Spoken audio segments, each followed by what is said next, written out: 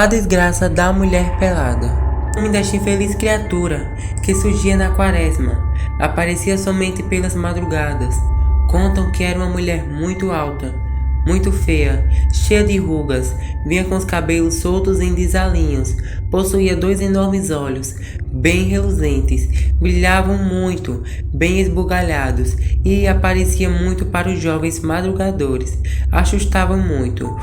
Ou então, essas pessoas ficavam tão assustadas que acabavam morrendo de susto.